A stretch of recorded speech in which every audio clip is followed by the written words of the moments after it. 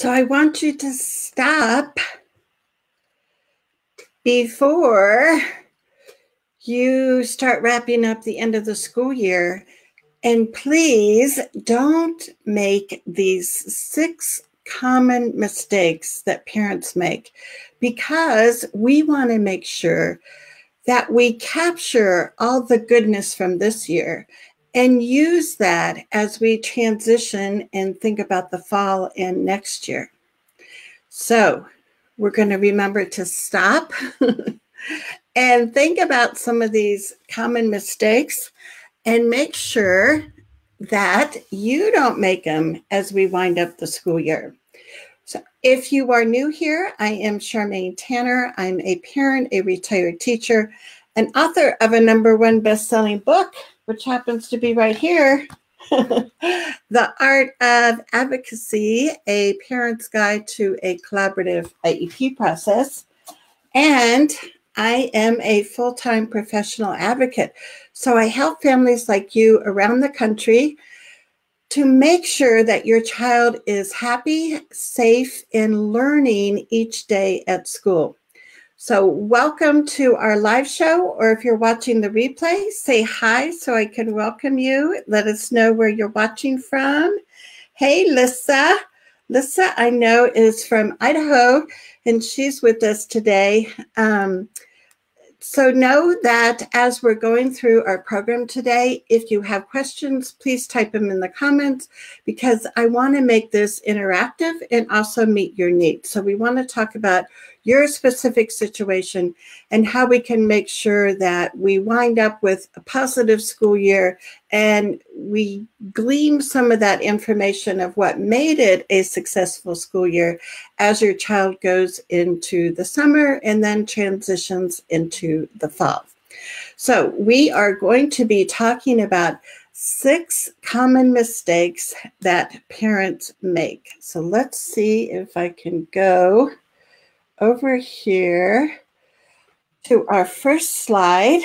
And like I said, if you have questions coming up that you're wondering about, please don't hesitate to type them in the comments, because we are here for you. Let me bring up my slides. So this is our show today. And we are going to be talking about the first mistake, which is not panning for all those gold nuggets. Now, you might be thinking, what are you talking about, gold nuggets? Well, there is a wealth of information, which I call gold nuggets, that the people working with your child this year already know about your child.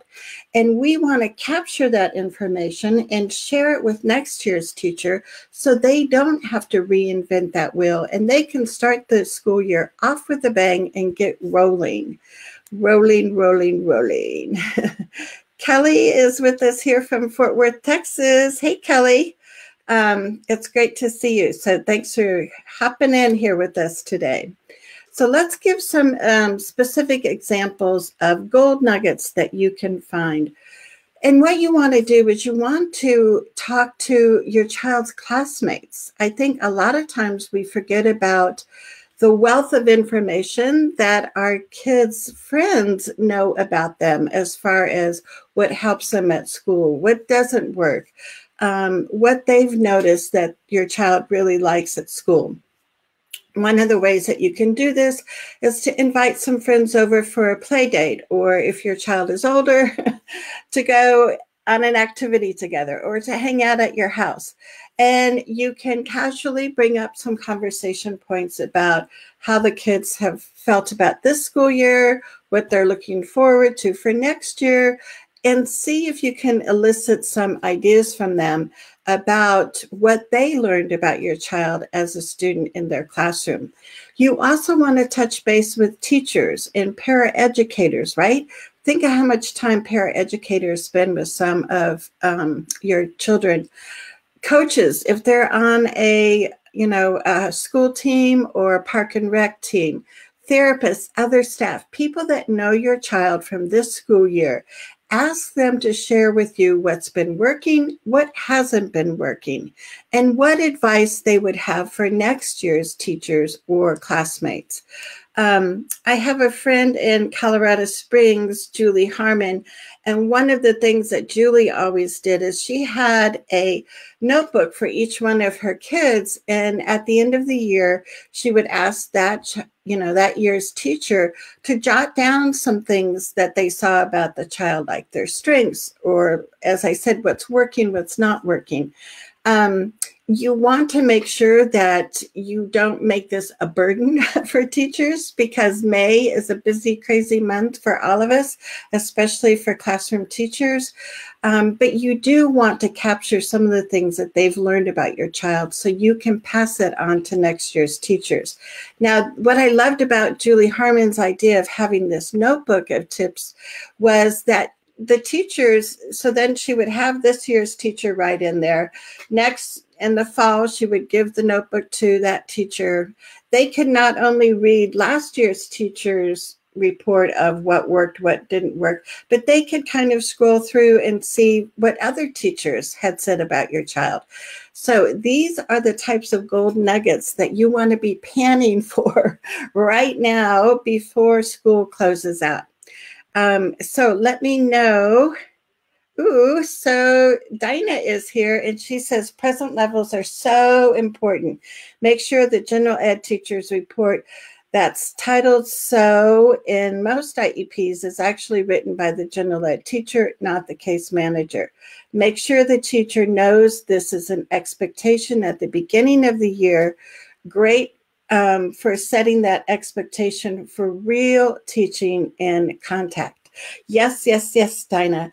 So I totally agree that those present levels are going to be the foundation for your child's IEP and for what happens in the general ed classroom, what kinds of supports they're going to be getting. But we need to start with what your child is able to do now. So the other thing to look at is your fourth quarter or end of the year progress reports. If in the past you don't have much helpful information and it's just some code of, a letter or a number that your child's making progress, talk to the teacher now and talk to them about how you need more information that's really going to be helpful for next year's teacher. So the progress report is going to be a perspective usually from the special ed teacher. Hopefully they're collaborating with the general ed teacher when they write that, but a lot of times it's mainly the special ed teacher who writes the progress report on IEP goals. But that general ed teacher, when your child has been in their classroom, they also have discovered a lot of tips and strategies about working with your child. And we want to capture those. Those are the gold nuggets that we want you to be panning for before the school year gets called a wrap for the year, right? So let's go on and let's look at another common mistake that we want you to avoid. And that's not scoping things out for next year. So what do I mean by scoping things out? I think we always have to be like this detective and trying to figure things out. One of the things that I want you to be scoping out is to talk to the grade level teacher for next year and find out things like what science and social studies units are they going to be studying? And what could you be doing this summer to find some prep materials for your son or daughter? For instance, I know when our son was going into 6th grade, one of the units that they studied was Egypt. So I wanted to make sure that Dylan had some materials that, were like books that had more illustrations or pictures and short captions. So I would go to teacher bookstores over the summer and look for things like that. I went online and I found these really cool hieroglyphic, rubber stamps that you could use to spell your name, do different things like that. So if you find out what next year's units are going to be, you can start collecting, look for YouTube videos, look on Pinterest, things like that. You get a ton of ideas there. The other thing is to ask what novels the class is going to be reading the following year, because you can find, adaptive novels on a variety of reading levels. You can also find a ton of activities that go along with that novel. So if you're searching for something and you're having problems finding it, let me know, and I would be happy to kind of be that researcher and look for some activities or some materials that would help.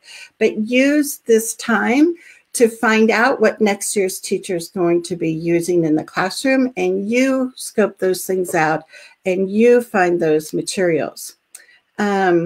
So Kelly says, thanks for the reminder to touch base with current teachers before the end of the year. Yes, they have so much good stuff. And Karen is with us. Hey, Karen, I'm glad that you could be with us live. That's always fun. So make sure as we're talking, if things come up and it's like, oh, I wonder about this, write your questions in the comments. Or the other thing is, if you have tips that you can share with us, like what have you used to make sure that you capture the success from this year and how you bring that to next year's teacher, share your tips below too, because that's really helpful. So another thing I wanted to share with you is I do have this ebook that I wrote, Secrets Behind Successful Special Education Transitions from Preschool through High School. And if you would like a copy of this, just give me a heck yes. And hopefully my IEP bot is awake and we'll get you signed up for that. But what I like about this ebook that I wrote is it has examples not only for you as a parent, what you can do to help your child transition, but there's also in each section ideas for what your child can do to get ready. And I hate that word, right? I shouldn't be using get ready. What your child can do to increase the amount of choices and self-determination, because that's kind of a major thread through all of these transitions, is to help our kids have more self-determination as they go grade level to grade level. And then there's also tips in here for classroom teachers of how they can help make that transition smoother for your child. So if you want that, I'll put up my little rolling crawl thing here. Just if you want that free transition book, give me a heck yes, and we will send this on its way to you. So Kelly said, heck yes. Let's go on to mistake number 3 that sometimes parents forget about. So let me move this and bring back this. So the other mistake is sometimes we forget about our kids' friends at school. And it's easy during the school year to stay connected because, they see their friends. It's easy to pass out birthday party invitations at school. It's easy to see other parents during the school day to make connections. But if school ends and you don't have a way to stay connected with parents of your child's classmates, friends that they've made, then it makes it kind of a drag for summer. So I would love for you to, do something like find the phone numbers of the classmates. Obviously, the teachers aren't going to be able to give you that kind of information because of privacy, but connect with their parents before the school year ends. Set up a specific activity, play date if your kids are younger for June. So you get something on your calendar and the other parents' calendar to make sure that your kids stay connected over the summer. The friendships that they formed this year when they've been included in general education classes is so important to keep nurturing that over the summer and to continue forming those relationships. Our fourth mistake that sometimes we forget about is not having accommodations in place for year-end activities. So this is something that you want to think about as far as, does your school have yearbooks? I mean, even I know like elementary schools now, a lot of them will have yearbooks, and there'll be a time towards the end of the school year where teachers just give kids free time to sign each other's yearbooks. If your child isn't, able to, do paper pencil kind of writing in somebody's yearbook, you want to think about alternative ways that they can still write or still have a message in their friend's yearbook. So a friend of mine, Lisa, had this great idea. Her son has cerebral palsy. And what she did is she took labels like, you can have like those Avery address labels, but they come in different sizes. So she took labels and she asked her son what kinds of messages that he wanted to write to different friends. So she could type on the label, have his name there. If he wanted, to give his phone number, he could do that. They were all printed off. So when it came time at the end of the year to, have yearbook signing time, he had a way to peel off those labels and stick them in his friend's yearbook. So I thought that was like such a clever idea. I just loved it. And then the other thing to think about is if your school has things like, year-end field trips or year-end field day where they do lots of different activities and, egg toss or balloon toss or, different things. Think about those, talk to whoever's in charge of that end of the year field day and see what accommodations your child would need in order for them to fully participate. And this becomes one of those things that sometimes it's just like there's so much going on at the end of the year that we don't even think these things through. So that's why I wanted to share these with you today. So you can find out, if they're doing chalk art outside, is there a chalk holder that you want to send to school, or ask if the teacher has one so your child can use the chalk holder while they're drawing? If they need special seating to be on the sidewalk and supported where they're doing the chalk art. We don't want your kids to have the all of these end of the year fun activities be something that they're excluded from. We want to think ahead of time what we need to have in place so they can also have fun with those activities. So let me know. Kelly says, oh my God, I love the labels idea for yearbooks. Yeah, it's so cool. And I mean, you can personalize them. They can, have, specific names that are your children's friends, and that, for that person, your child wants to write a specific message. So they don't have to be all the same. They can be personalized. And Dinah is back. She says, to be clear, present levels of performance are not just about progress toward IEP goals. Ideally, they're there to capture how the student is as a learner and in the classroom.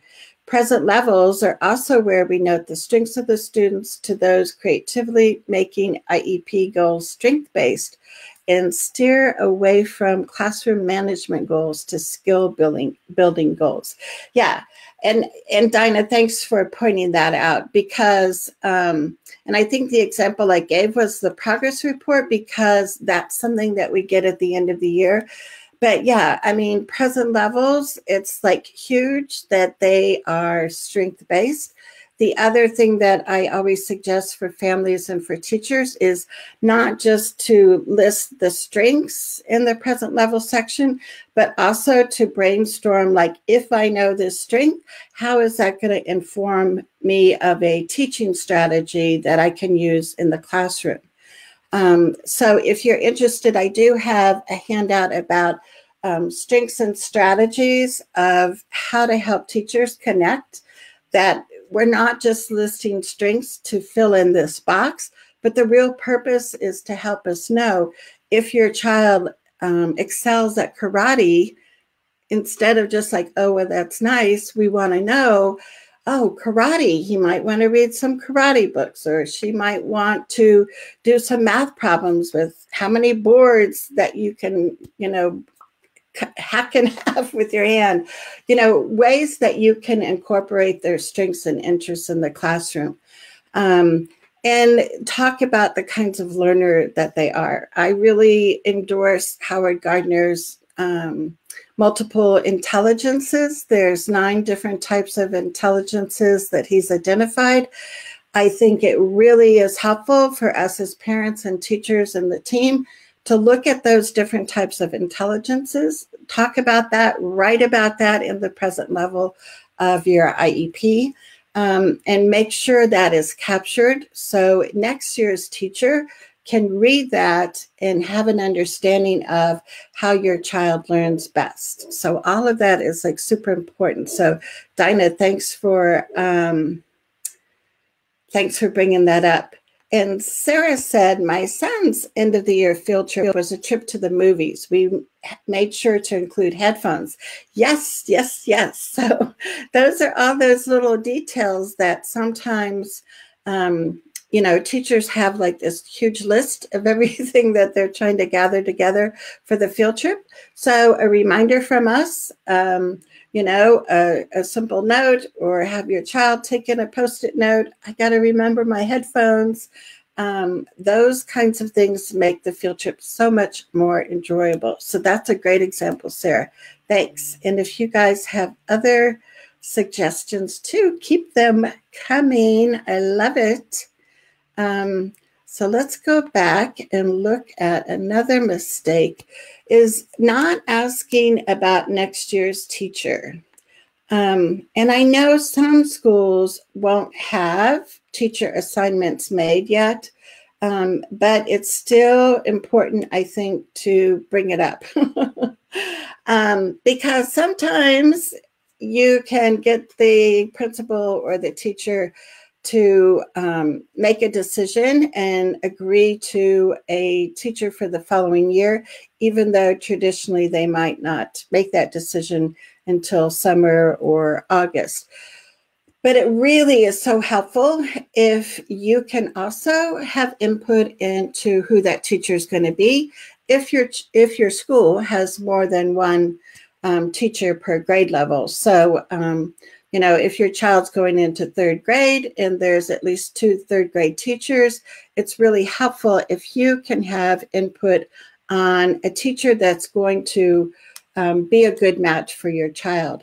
A lot of principals will push back when parents talk about, which teacher can my child have for next year. They like to see that as a decision that they make. But it can be really helpful for you to talk to the general ed teacher that your child had this year. Ask them about the process. A lot of times what elementary schools will do is, if there's 3 teachers for the next grade level, they have a list for, teacher A, a list for teacher B, a list for teacher C. And they meet as a grade level, they start dividing kids up. They try to have a balance of boys and girls. They try to have a balance of how many students need extra support, things like that. And the ABC list doesn't have a teacher's name on it. So a lot of times, if you ask for a certain teacher, there's no way to guarantee they're going to be on the right ABC list. However, sometimes teachers can kind of talk to the principal and suggest that this child, your child, would be a much better match with this type of teacher and their teaching style. Because reality is, we all have different learning styles. We all have different teaching styles. And if your child is one that needs, to be allowed to move around the classroom when they're learning, or, if your child is a type of learner that needs a teacher that really is experienced with universal design for learning, you want to make sure that your kid gets in that class. So sometimes having the current teacher talk to the principal on your behalf is a way that you can do that. It depends on the relationship that you have with the principal, with the teachers, but I would try to figure out a way to kind of finesse and have a specific teacher in mind for your child. So let me know if you've ever made a specific request for a teacher, if it was granted, what the process that you had to go through. Sometimes that comes up in an IEP meeting, and we'll talk about spring meetings here in a minute. And here we are. Number 6, a common mistake that I see happen is that there's no spring transition meeting. And we want to make sure, again, that we have a formal way to come together for the people that worked with your child this year and for them to relay information to next year's staff. And that's why you want to be able to identify the teacher early, even though that might not be the school's practice. So next year's teacher can be invited to that transition meeting also. So let me know in the comments, do you guys usually have spring transition meetings, with next year's teacher? I know it's really common for students leaving elementary school and going to middle school that they'll have a transition meeting and they'll bring some middle school staff over. Or for middle school students, going to high school, a lot of times they'll have that spring transition meeting. But I think even for elementary kids, like somebody going from first grade to second grade, it's really helpful to have that time where first grade, second grade staff get together and the parent and you actually talk about some things that you want to have in place, because there's a variety of things that you want to make sure happen before the first day of school. So in your spring transition meetings, some of the things that you can talk about is, transportation. And it doesn't mean, just special transportation, but it could be regular transportation. What is the bus route? What time would your child be picked up? If they're going to be added to transportation, to make sure that that happens in the spring and it doesn't get forgotten about. And then all of a sudden in the fall comes and people are running around trying to make it happen. Assistive technology devices. If your child currently uses some kind of assistive technology, make sure that that device or equipment gets transferred to the next teacher. Again, we don't want things kind of falling between the cracks and your child starting the school year without all the supports that they need. The other thing is to, again, talk about, what's been working and what hasn't been working. So the next year's teacher gets that information in a formalized meeting versus just kind of catch you as you can conversations in the hallway. As much as we can formalize it, put it in writing, that is a document then that can be part of your child's records and can really help with making that transition smoother for the next year. So, Dinah, no, I completely, she says, sorry, I'm not trying to hijack, honest. No, I love you. I love you and I love your comments. Because I think totally, we always need to have that kind of in our forefront brain about, the importance of present levels. So you just keep on talking because I love your comments. Lisa says, this is good advice. I always was particular when it came to who my son's teachers were for the next year. So, Lisa, did you get pushback? Did the school let you, have input into that? And was that easy, or did you find that hard? She also says, a lot of times my son's schools chose the class list for the following year a month or so ahead of time. So planning ahead and putting which teachers you or your child prefers early is a good idea. Yeah, so it's kind of like, planting those seeds. And you just always want to take advantage of opportunities to give the school your input. And I'm going to take a sip of water while I bring up Dinah's. Let's see if it's showing. So Dinah says, in our rapidly growing district, staffing decisions don't come together until the week before school start. However, I've always known my kids' teachers early. I've been able to observe the teachers and give my input on fit. The principal recognizes the importance of getting the right fit and also finding a teacher who honestly wants to teach someone with an extensive IEP. Yeah, and I think that's awesome because if you are new to the district or new to the building, sometimes you don't know who the other teachers are, right? So if you're able to, take some time off of work and go in and observe, for instance, the, third grade teachers for next year, that gives you a flavor for what that teacher's personality is like. Just looking around their room, even if you don't observe when class is going on, you can see, do they have, activities and, a lot of, classroom materials that kids can use? Are the desks in a straight row and everyone's looking at the whiteboard? And everybody has the same book and everybody's expected to do the very same assignment. That's probably not going to be a good match if your child learns differently, right?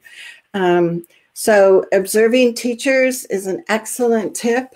The other thing that you can do is if you're new in the district and you don't know what the other teachers are like, you can talk to other parents. Now, of course, anytime you get a recommendation from anybody or a criticism, you need to take that with a grain of salt and see if that's actually going to be what would happen with your child. But I think other parents and kind of talking with them and saying, what was it like? How much homework was there? Was there flexibility in the products or the activities that your child could do? Asking those kinds of questions, you're going to get some great information that can be really helpful of you trying to get a feel for who would be a good match for your child. Lisa says, most of the time it was easy for us, at least in grade school and middle school years. Good. And I think, Dinah brought up the point that the principals know that getting it right is going to be very important. And it's going to decrease headaches as they come along in the fall if the principal insists on making that as a unilateral decision instead of getting parent and teacher input. So I think, again, if you have a relationship with the principal, that really makes a huge difference. And that's why I say the 3 R's for advocacy are relationships, relationships, relationships. Because when you have allies in the building, you can navigate some of that policy and practice a lot easier, and your child is going to be happier. And we know that they'll be learning more when they're in a classroom with a good match, right? So thanks. Keep your comments and tips coming. I love it. So those are the 6 common mistakes. The other mistake is your bonus mistake here is not getting a copy of my ebook about transitions. And, I put like special education transitions because that's like the audience that, I attract as far as parents with kids on IEPs. The truth is, any of these transition tips in this ebook would work for all of your kids. So it's not just your child, with an IEP that these transition activities would help. It would help any child. The other thing to think about is using person-centered processes. I know when our son Dylan was going from 5th grade to middle school, at the end of 5th grade year, we had a MAPS, which is a person-centered process, and we invited classmates. We invited the middle school staff as observers because they didn't really know Dylan. But the kids and his classmates, they were the ones that really kind of had the most input in the meeting. I really encourage you to, not only for IEP meetings, but other kinds of brainstorming meetings, is to always have other students involved, because you will get such wonderful ideas from them. As a facilitator of person-centered planning meetings, one of my cardinal rules is that there's at least the same amount of students in the meeting as there are adults. And that creates this whole different balance in tone for meetings. And you can do that for IEP meetings too. We have invited, when Dylan was in school, invited friends of his to come to the IEP meeting, his brothers and sisters. So always using other kids as a resource for information is really helpful. So that's why, if you can capture some of that before school ends, or make plans for your child to stay connected with his classmates throughout the summer, and you're going to pick up little things that that can be really helpful. So what else have you guys thought of? Lissa says, yes, Dinah, I've had the same experience. I was a parent volunteer in my son's classroom and in the school, so I had insightful view to the teachers, their teaching style in classrooms. Yeah, I mean, that's awesome. And that firsthand experience is like the best that you're going to get. That's kind of the gold standard of really knowing what's actually going on at school, right? So taking that time, even if, you use a couple hours of a sick day or something from your work, so you can go and observe, that can be like so useful. And Karen says, I feel like I'm at King's Landing with all my spies just to get information about teachers and their methods. Well, and that's the thing. I mean, I don't know. I was thinking it would be nice if like the school had like a directory, well, I know like on schools' websites, like usually teachers will have, like the school picture of themselves and like a few things like, they have 2 cats and a husband at home or something, and they might say a little bit about their teaching, but it would be nice if we had a way to, tap into that. And I know sometimes it does feel like you have to be a spy. I guess I prefer the word detective. And yeah, I mean, that's the reality. We have to be a detective to find sometimes our kids' interests and talents. And we have to be a detective to find out what the teacher's strengths and talents are. And if we don't have much choice, I mean, there are a lot of small schools where there's only one teacher for the next grade level. So you don't have a choice. In that case, you really want to look at writing staff training into the IEP, because IEPs are not just for your child, but they also are there to provide supports and training for any of the staff that work with your child. That can be bus drivers, paraeducators, teachers, cafeteria workers. especially if your child has some medical conditions and you want to make sure they're not choking. People working in the cafeteria might need that training.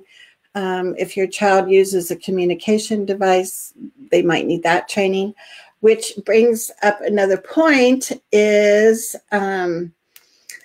if your child does use some kind of assistive technology that is a little bit more involved, and next year's teacher has never used that, and it's I don't even know what to do, that's something else that you could talk about at your spring transition meeting and amend the IEP so there is staff training in there for using that communication device, or whatever it is. If it's a power wheelchair and the teacher needs to learn how to be able to help the student with that. The suggestion that I have for staff training is that you're really specific, because if you just write staff training for using the Dynavox, it might be a handout that they print off from the publisher and they give it to the teacher, and that's considered their staff training. So when you write staff training in the IEP, I always suggest that you're specific about who's going to provide the training, when it's going to happen, and what ongoing coaching is going to be involved. Because if you have a half-hour workshop from somebody about working with autistic kids and they consider that a go and we trained our staff, that's not gonna happen, right?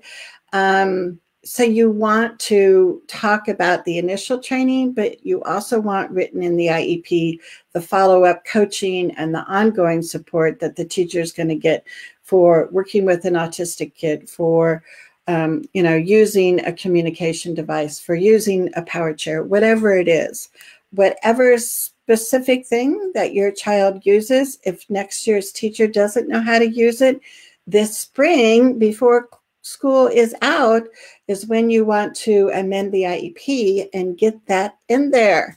So let me again share with you, if you would like a copy of the transition book, just give me a heck yes. And what happens is I develop show notes for the video, and I have this cute little keyboard here to remind me. So I give you key takeaways. Notice the little pun here. Key takeaways from today's show. I'll also give you additional resources of some of the points that we brought up. And I go through a transcript of the show, and I'll timestamp different parts of the show of highlights those key takeaways, so it makes it easier. I also make it into a podcast. So I try and give you the auditory, the visual, additional resources, all about making transition smoother for next year. So let me know.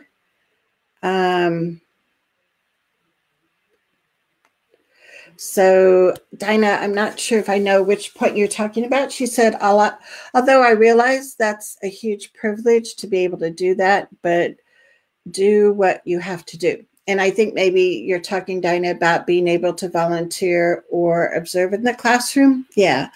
And that is something that, not all parents have the opportunity to do. And so then the workarounds are talk to other parents. The workaround is, check out the teacher's, little bio on the school website. Do your detective work to see if that would be a good fit for your child.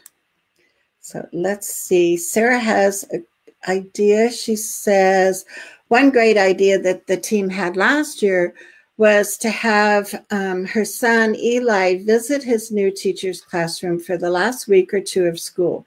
It not only got him acquainted with the teacher, but the classroom setting, etc. It was a huge help that the administration had already chosen a well-matched teacher for him a few weeks before the school year ended. Yes, yes, yes. I love, love, love that. And that's the those are some tips too in my transition ebook. As far as that's like excellent for the child to actually be able to go in the classroom and kind of see the layout and get a, a feel for it. Sometimes parents will take a camera and take, pictures or a video of the teacher. If your child is older, that's something that they can do. They can take your cell phone and go through the school, especially if it's going to be a whole new school building. Take pictures of, the library, the cafeteria. I know for kindergartners, a lot of times the last few days of school, they'll, if they're used to just, eating in their classroom or attending only a half a day for kindergarten, they'll have a time at the end of the year where they eat lunch with first graders. So they get a feel for what that cafeteria is like. So for a lot of kids, one time in the cafeteria is enough. It's like, okay, I kind of figured this out. For other kids, they're going to need more of that. So your child, what's going to help. The other thing that you can do is spend some time in August at the school. Usually, a lot of times June and July, the custodians are like, taking out every desk, every chair, cleaning everything. So it's not the best time to go visit the school. But in August, a lot of schools start in August. So classrooms have to be put back together and things like that. So contacting the principal before school starts, being able to take a school tour again and say, oh, yes, you remember this is where you'll be for art class. Things like that can be really helpful for your child. And like I said, as much as possible, if you can allow them to take the pictures or kind of make the decisions of what they want to do for that transition time, that can really be helpful because they feel or they are more empowered and have the choices about, this is how we're going to do it. But even having a picture of next year's teacher can be really helpful. You can, talk about that person throughout the summer. So it's a familiar face. It's a familiar person. Some teachers are willing to make home visits over the summer or send your kid a postcard during the summer. Anything that you can help start developing those relationships makes it easier and a smoother transition for the fall. And let's see, Lisa, I'm sorry. This question is unique to my situation, but is there an easy way to undo a horribly written IEP at the start of the school year with a new school, Charmaine? Yeah, I'm not sure easy might be the adjective, but for sure, Lissa. And Lissa is in our Parent Advocate Trailblazer group. So Lissa, if you can come on tonight, we have that Q&A session tonight for our members, and we can even go into more detail. But I'm sure other parents would have this similar situation where it's like your child's coming from a different school, a different district, maybe even a different state, and the IEP they have like stinks, right? And it's like, I don't want to, start the school year off with this IEP. So what you can do is look at the school calendar and see when their first day of school is. And then usually on the school calendar, it will also show days that teachers are there for like teacher prep and meetings. Those could be days where you request to have an IEP meeting before, the first day of school. IEPs have to be in place in the fall. And if you have a really horrible IEP, that's not how you want to start the school year. So as much as possible, you can either talk to staff now and see about scheduling an IEP meeting in May or June if your school is still in session in June, and get the IEP rewritten. My guess is, Lisa, that your son's IEP probably needs more than just amendments. And so you can try and do that in the spring, or if not, for sure before school starts in August. So Karen says, interesting. I never heard of asking for an IEP meeting during teacher work days. And why? I wonder why. How many teachers want to volunteer to give up those precious days, right? But that can happen. And so, yeah, I mean, it's not something that normally happens, but that's okay. I mean, right? We have to kind of individualize a lot of different things for our kiddos. You know, the problem is those couple work days that teachers have, a lot of that time is already scheduled with required meetings. So, you know, usually the first day, I mean, after being a teacher for 30 years, I remember all these days. But usually the first day has like several hours for the whole district to meet, and they'll bring in a keynote speaker and get everybody in a positive mindset for the new year. So that time is already kind of taken out, right? It's already, you know, been scheduled. Then usually teachers have building meetings, and it's the building principal, and they're going over, you know, the new safety plan, or they're talking about, you know, what the first day of school is going to look like, and who's going to be on the playground gathering kids, and, you know, or high school, who's going to be in the school parking lot. I mean, there's all these nitty gritty details for a teacher meeting. So some of that time is going to be blocked out for teacher building meeting. And then teachers like to have time to be in their classroom getting it situated. Teachers like to have time to talk to their teammates. So there's very little time for teacher workdays to schedule an IEP meeting. But if you don't get it done in the spring, you want to make sure it gets done before school starts. So that's always something that, you know, I mean, it's a possibility, right? I think there's a lot of times as parents that we are asking for things that we didn't know we could ask for, or we're asking for things that haven't been asked for before, but that doesn't mean we can't think outside of that beginning of the school year box and create something that's going to be positive for your child. Right. So I don't see any other questions or comments. Know that if you're watching the replay, or if you think of something later, come back to this post and either type in a tip that's worked for you or type in a question, and I'd be happy to circle back and respond to that. We do these Facebook Live trainings every Thursday at noon Mountain Time. Next week, we're going to be talking about taming all of those papers that you get from the school, all those documents, all those records. And it's like, you know, kind of sitting around in different piles at your house. I totally identify with piles of paperwork. And we're going to be talking about organizing that, and not necessarily doing it in the month of May, but you can be looking forward to organizing that paperwork this summer. And I'm going to give you a system that really works well for me as a parent, and it also works really well if you want to feel confident and prepared when you go to IEP meetings and have everything in this notebook organized. So until next Thursday at noon Mountain Time, I hope you have a wonderful day.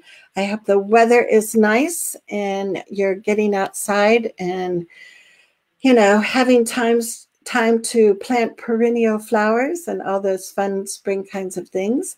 But know that I am here to help you make sure that your child is safe, happy, and learning with his friends every day at school. So until then, take care, and we shall talk to you soon. And next